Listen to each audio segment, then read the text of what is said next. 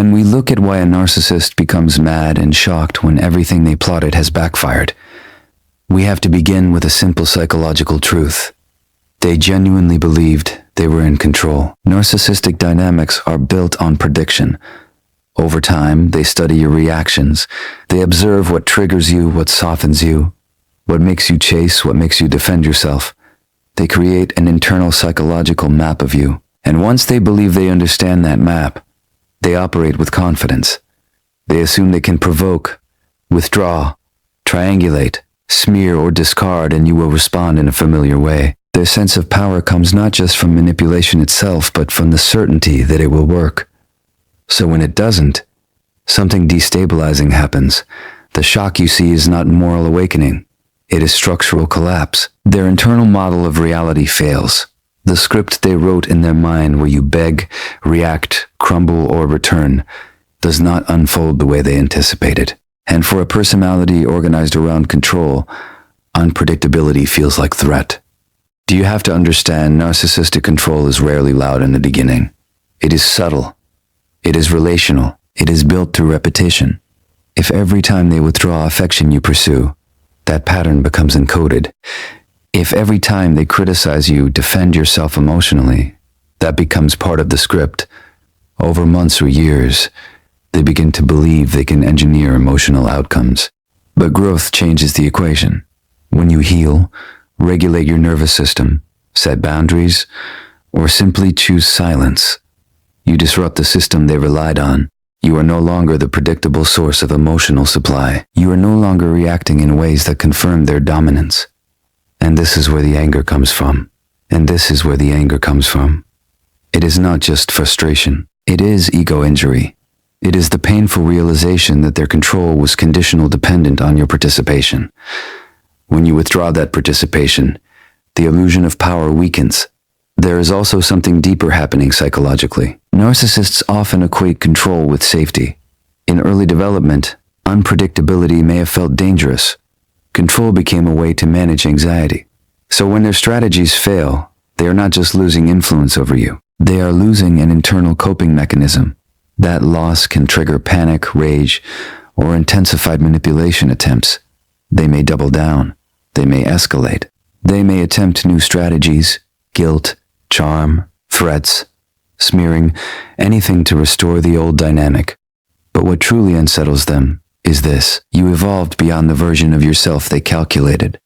They underestimated your capacity for growth because they believed your identity was static. They believed your attachment to them was permanent leverage. They assumed that your emotional responses were fixed traits, not adaptive patterns you could unlearn. When you step outside the script, their prediction model collapses. And without prediction, they feel exposed. There is something almost philosophical here. Power that depends on another person's weakness is never stable. It is borrowed power. The moment the other person strengthens, the system destabilizes. That is why they are shocked ties, and not because karma struck them. Not because fate intervened, but because the equation changed. You changed. And when someone's entire strategy was built on the assumption that you would never outgrow them, your evolution becomes their greatest miscalculation. The real backfire is not dramatic revenge. It is simple transformation. And nothing unsettles a manipulator more than realizing the person they thought they controlled has become uncontrollable. If we continue this line of thinking, we begin to see something even more revealing. Most narcissistic strategies are not built around who you are now. They are built around who you used to be. When a narcissist plots, calculates, or manipulates, they are drawing from historical data. They rely on patterns. They remember the version of you that tolerated inconsistency, the version that overexplained, the version that reacted emotionally, that chased closure, that tried to fix what they broke. Their entire psychological strategy is constructed around your former responses. And here is the critical point. They assume continuity. They assume you are static. Narcissistic personalities often struggle to perceive others as evolving individuals. In their internal world, people become roles. The forgiving one, the emotional one, the jealous one, the strong one who always comes back. Once you are categorized, you are mentally frozen in that position. And every future action they take is calculated based on that fixed image. So when you change, truly change, it disrupts more than a plan. It disrupts their cognitive framework. Perhaps you went to therapy. Perhaps you educated yourself about trauma bonds. Perhaps you strengthened your boundaries quietly without announcement. Perhaps you simply became tired of repeating the same cycle. To whatever the catalyst, something shifted internally. You no longer respond from wounded reflex.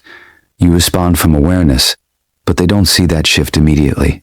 They initiate the same strategy: withdrawal to provoke pursuit, provocation to trigger reaction, triangulation to create insecurity, a smear campaign to bait defense. They expect a familiar emotional choreography, and when it doesn't happen, confusion sets in, because in their mind the old script should still work. This is where the shock becomes visible. It is the moment they realize the person they thought they understood is no longer predictable. Their manipulation was calibrated to your old wounds, but you are no longer operating from those wounds. And psychologically, that is destabilizing. There is something important to understand here about identity. When you are trauma bonded or emotionally entangled, your nervous system is reactive. It seeks relief from anxiety. It seeks validation. A narcissist learns how to activate and soothe that system strategically. That is how control is maintained. But when you regulate your nervous system independently, when you no longer require them for emotional closure, the dynamic collapses. They miscalculated because they assumed your growth would stall. Often narcissists project their own resistance to change onto others. Since they struggle with deep internal transformation, they unconsciously assume you will remain the same, that you will stay attached, that you will remain available for manipulation. Your growth exposes their stagnation. And this is where anger begins to mix with shock, because your evolution is not just inconvenient, it is humiliating. It reveals that their influence had limits. It proves that the version of you they relied on was temporary, not permanent. From a philosophical perspective, this speaks to a larger truth. Any strategy built on someone's weakness will eventually fail if that person chooses strength. Control is sustainable only when the controlled remains unaware. With the moment awareness enters the system, the dynamic shifts. So when everything they plotted backfires, it is not because their tactics suddenly stopped working universally. It is because they stopped working on you, and that is that they did not anticipate that you would outgrow the identity they assigned you. The greatest disruption to manipulation is not revenge. It is evolution, and nothing unsettles someone more than realizing the person they tried to control has become someone they can no longer predict. If we move deeper into this dynamic, we come to something that seems simple on the surface, but is profoundly destabilizing to a narcissist. Silence. Not the silent treatment they use as punishment, not passive aggression. I'm speaking about regulated, intentional, grounded silence. The kind that comes from detachment, not resentment. The kind that says without words, I am no longer participating. For a narcissistic personality, silence is not neutral. It is threatening. Their entire relational strategy depends on emotional movement. They provoke to create reaction. They withdraw to create defense. Triangulate to create jealousy. It doesn't matter whether the emotion they trigger is love, anger, fear, or confusion. What matters is that they can still move you. Emotional movement equals influence. When you respond even negatively, you confirm that they still occupy psychological space inside you. And that confirmation stabilizes their ego. It reassures them that their presence still has impact. But when you respond with silence, not coldness, not suppressed rage, but true emotional neutrality, the system malfunctions because silence offers no data. It does not feed their need for validation. It does not allow them to measure their influence. It does not confirm that you are hurt, jealous, or longing. It creates ambiguity. And ambiguity for someone who depends on control feels intolerable. There is something neurologically significant here. Their cystic patterns often rely on predictable feedback loops. Action, reaction, stimulus, stimulus, stimulus, stimulus, response. When that loop breaks, the nervous system experiences uncertainty, and uncertainty can trigger anxiety, even panic. This is why silence often escalates their behavior initially. They may attempt stronger provocations, louder smears, more dramatic gestures. They are not necessarily trying to reconcile. They are trying to restore the feedback loop. They want proof that they can still reach you. But silence, grounded silence, communicates something powerful without speaking. Your tactics no longer work here. And this is what shocks them. Because in their internal narrative, you were supposed to react. You were supposed to defend yourself against lies. You were supposed to demand explanations. You were supposed to chase clarity. Silence disrupts the role they assigned you. It also removes the drama. Narcissistic dynamics often thrive on intensity. High emotional swings create attachment bonds. Conflict followed by reconciliation strengthens trauma cycles. When you remove participation, the intensity dissolves. Without your energy, the drama cannot sustain itself. Philosophically, silence represents sovereignty. It is the refusal to be emotionally conscripted into someone else's psychological warfare. It is not avoidance. It is discernment. End plays. It is discernment. That is recognizing that engagement would only reinforce the very system you are trying to exit. And here is the paradox. Silence feels small, but its impact is enormous. Because when you do not react, they are left alone with their own behavior. Without your emotional deflection, the consequences begin to reflect back at them.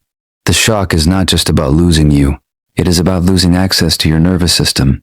You are no longer emotionally available for manipulation. That realization can feel like rejection to them. It can feel like loss of power. It can even feel like betrayal of the script they believed. Time was permanent, NT. But in reality, it is simply the restoration of your autonomy. Silence is not weakness. It is strategic disengagement. It is the quiet collapse of a dynamic that required your emotional labor to survive. And nothing unsettles a manipulator more than discovering their influence has met a boundary they cannot penetrate. Because when your silence is rooted in self-possession, it speaks louder than any reaction ever could. If we look at what happens next when their plans begin to fail, we often see another familiar tactic, projection. And this is where things become psychologically fascinating. Projection is not random. It is defensive. It is the act of disowning parts of oneself and placing them onto someone else. If they are deceptive, you become the liar. If they are unstable, you become crazy. If they are manipulative, suddenly you are the controlling one. This maneuver serves two purposes. It protects their self-image, and it recruits you into defending yourself. Then that recruitment is essential because the moment you start arguing against a false accusation, you are back inside the dynamic. You are explaining, you are proving, you are emotionally invested in correcting the narrative. From their perspective, the system is restored. You are reacting again. But when everything they plotted backfires, projection begins to collapse, and it collapses in a very specific way. It collapses when you refuse the role. You see, narcissistic dynamics depend on casting. There is always a villain and a victim, always a hero and a betrayer. These roles are not accidental. They stabilize the narcissist's internal world. If they can assign you the position of the unstable one, then they remain rational. X, you are the jealous one, then they remain desirable. If you are the bitter X, then they remain the misunderstood survivor. The story protects T-ego. But when you stop participating in the story, when you do not defend, do not counterattack, do not attempt to clear your name, something unusual happens.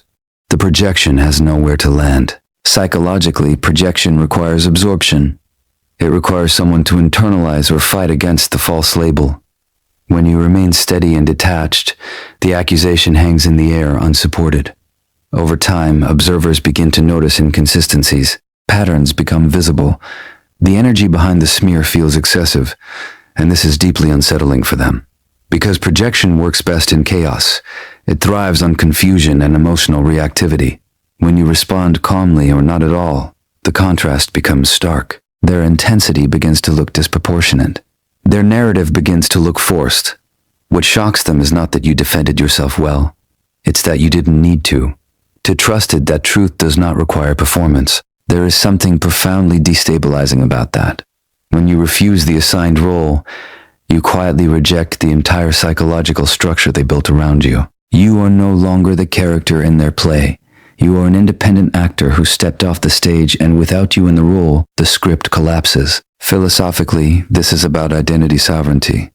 It is the refusal to let someone else define your character in order to protect their ego. It is understanding that not every accusation requires rebuttal. Sometimes the most powerful response is coherence, living consistently enough that lies dissolve over time. Projection is an attempt to export shame.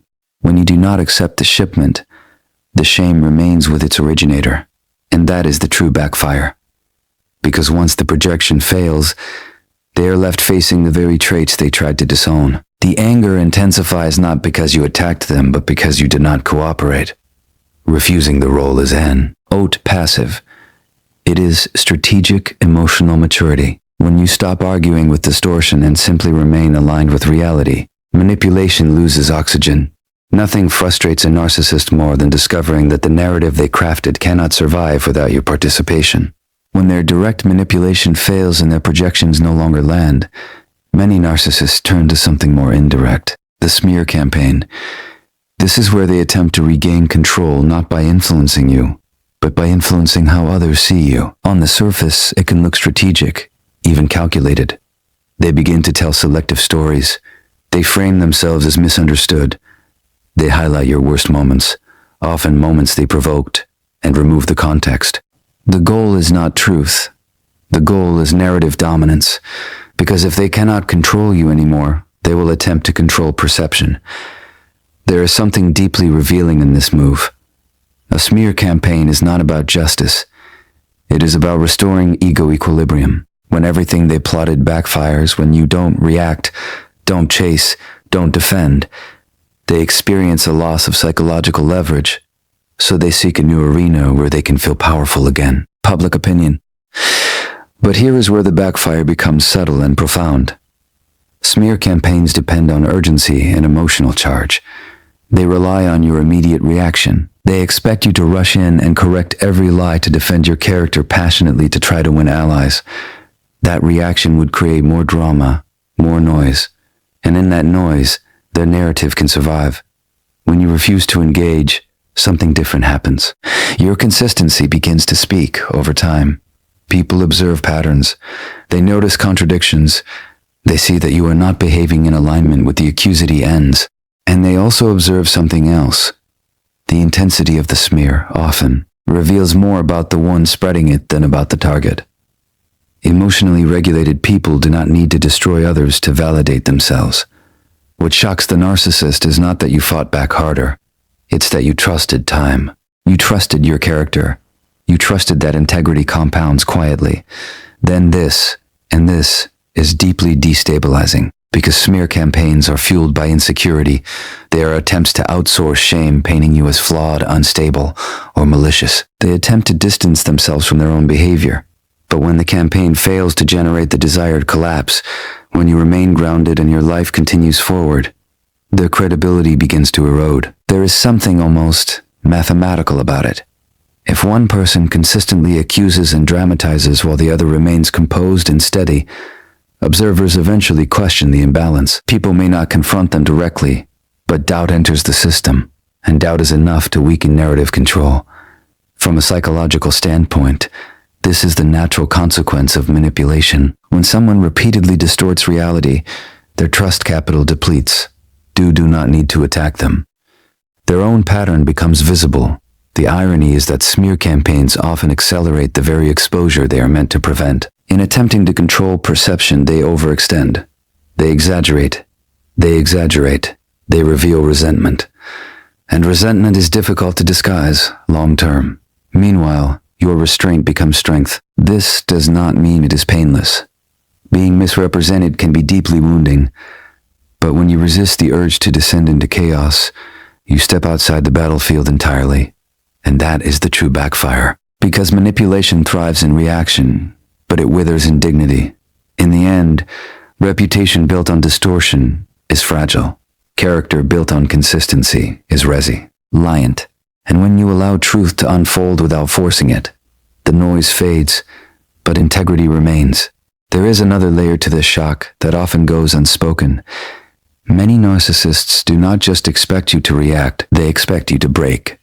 When they discard, withdraw, triangulate, or attempt to destabilize you, there is often an unspoken assumption underneath it all that you will crumble without them, that you will spiral, that you will feel lost, diminished, incapable. In their internal narrative, your strength was exaggerated, your independence performative, your resilience conditional upon their presence. So when everything they applauded backfires, one of the most destabilizing outcomes is this: you don't collapse. You level up. You become calmer, more focused, more disciplined. You invest in yourself. You reconnect with friends. You pursue therapy. You start taking your health seriously. Do you rebuild your life in ways that are visible? Not loudly, not to provoke them, but steadily. And this is where the real ego injury occurs, because their strategy was rooted in a hierarchy. In their mind, they were the prize. They were the emotional center. They believed that removing themselves would create a vacuum in your life, that absence would equal devastation. But instead, absence becomes space. And in that space, you grow. Psychologically, this disrupts something fundamental. Narcissistic personalities often regulate their self-worth through comparison. If they can believe you are struggling without them, their superiority remains intact. If they can imagine you longing, regretting, deteriorating, then their narrative holds. But when evidence contradicts that, when you appear stronger, more grounded, more self-possessed, the hierarchy collapses. It forces a confrontation with an uncomable possibility. Perhaps they were not the source of your stability. Perhaps they were the source of your chaos. That reversal is difficult to process. Instead of gratitude for your growth, they may experience resentment instead of admiration. They may attempt to diminish your progress. They may say you've changed, as if growth is betrayal. They may try to minimize your achievements or reinsert themselves just to test whether the old dynamic can be restored, because your elevation represents loss of control. There is also something deeper happening beneath the ego. When you level up after being discarded, it challenges their internal defense that they are indispensable. Narcissistic structures often mask profound fears of inadequacy. If you thrive without them, it threatens the belief that they are uniquely necessary, and so the shock becomes layered. Surprised at your resilience, anger at their miscalculation, and anxiety about their own replaceability. From a philosophical standpoint, this is the quiet power of self-development. You did not fight their plot directly. You simply refused to collapse under it. You redirected your energy inward instead of outward. And that is what makes it so disruptive, because they were prepared for conflict. They were prepared for drama. They were prepared for tears and pleas and emotional volatility. They were not prepared for discipline. They were not prepared for you to transmute pain into growth. When someone expects you to shrink and instead you expand, it forces them to confront their own stagnation. And that confrontation can feel unbearable. The greatest backfire is not revenge. It is resilience. When the person they tried to destabilize becomes stronger, wiser, and less accessible, their strategy is exposed as flawed from the beginning. Tell us, and nothing unsettles a manipulator more than realizing their attempt to break you became the catalyst that built you. If we go even deeper, we begin to see that what truly destabilizes the narcissist when everything backfires is not just losing you, it is losing supply. This is a concept that must be understood clearly. Supply is not love, it is not partnership, it is not intimacy. Supply is emotional fuel. It is attention, admiration, reaction, validation, even conflict. Anything that confirms their psychological significance. For someone organized around fragile self-worth, supply regulates the nervous system. It soothes internal insecurity. It reinforces the false self. When you praise them, chase them, defend yourself against their accusations, or even argue passionately, you are feeding the system. You are confirming that they matter deeply in your emotional world. When you withdraw that energy, something destabilizing happens internally. At first, they may tell themselves it does not matter, that they have options, that there are other sources of validation. And sometimes there are. But what they are actually losing is not just a person. They are losing a predictable source of emotional regulation. You were familiar supply. You responded in known ways. You reacted on cue. You engaged in cycles they understood. Your nervous system was entangled with theirs. That entanglement created stability for them, even if it created chaos for you. When that entanglement breaks, they feel it. And this is where the shock intensifies, because it exposes dependency. not yours but theirs. Narcissistic personalities often project neediness onto others. They accuse you of being too attached, too emotional, too reliant. But beneath that projection is a deeper truth. They are dependent on external validation. To maintain their internal equilibrium to supply stops, they are left alone with themselves, and that can feel terrifying.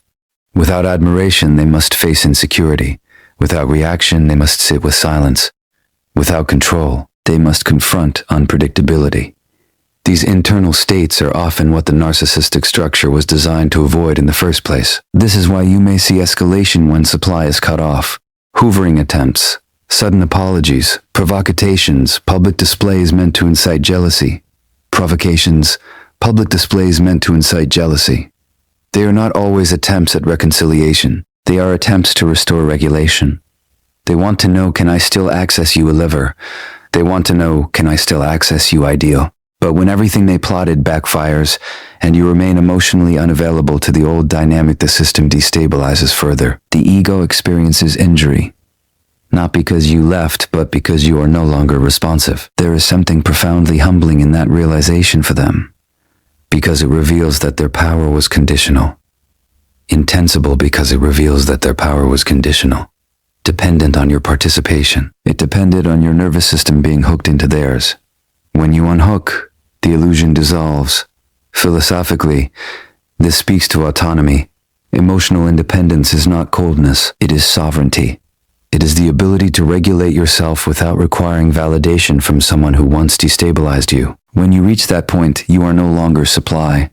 You are self-contained. And that is deeply unsettling to someone who once derived stability from your reactions.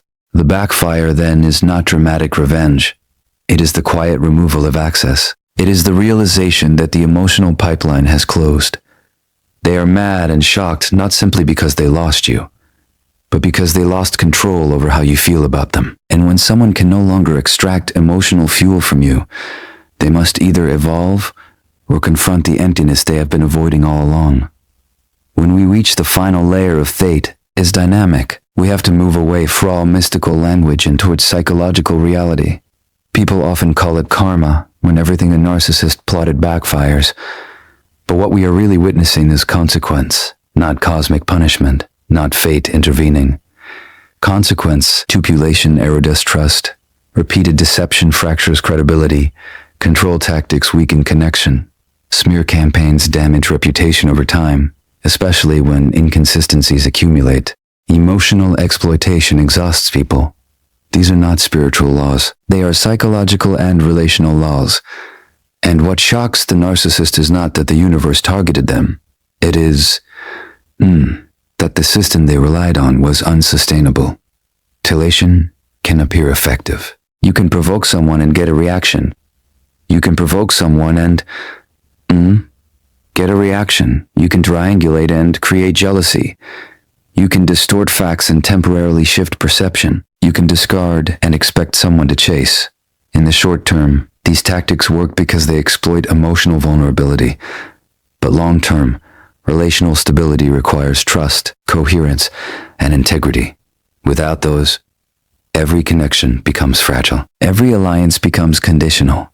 Every reputation becomes precarious. When everything backfires, what is happening is not mystical justice. It is the natural collapse of unstable architecture. You cannot consistently distort reality without eventually being seen as unreliable. You cannot repeatedly betray trust without people withdrawing. You cannot weaponize relationships without creating isolation. Over time, patterns reveal themselves. The narcissist is often shocked because they believe they were the exception to consequence. Their charm, intelligence, or strategic thinking convinced them they could outmaneuver the system indefinitely. They mistook short-term wins for long-term power. But psychological systems are cumulative. Every action deposits something into the relational bank account, either trust or doubt, respect or suspicion. When their plots unravel, it is often because the account was already overdrawn. And this is where the shock turns into anger, because consequences feel unfair when you are accustomed to avoiding them.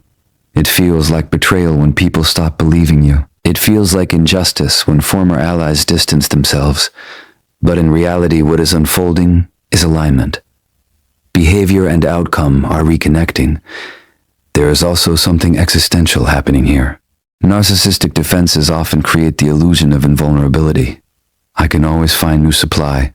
I can always control perception. I can always outthink the situation. When backfire occurs, it punctures that illusion. It forces that illusion. It forces confrontation with limitation. And limitation is deeply uncomfortable for someone whose identity is built on superiority. From a philosophical standpoint, this is the moment where growth becomes possible, but only if humility enters the picture. Consequence is not cruelty. It is feedback. It is reality-correcting distortion. The tragedy is that some will double down instead of reflecting. They will blame, escalate, rewrite narratives again, but others, in rare cases, may begin to recognize the pattern. Because when everything you plotted fails, it is no longer coincidence. It is pattern exposure. And pattern exposure is an invitation. The deeper truth is simple. Manipulation can win battles, but integrity sustains life. Control can create temporary dominance, but it cannot manufacture genuine respect. When the structure collapses, it is not because the world conspired against them. It is because reality eventually outweighs illusion. And in the end, nothing backfires more powerfully than a strategy built on deception. Because sooner or later, the truth demands balance.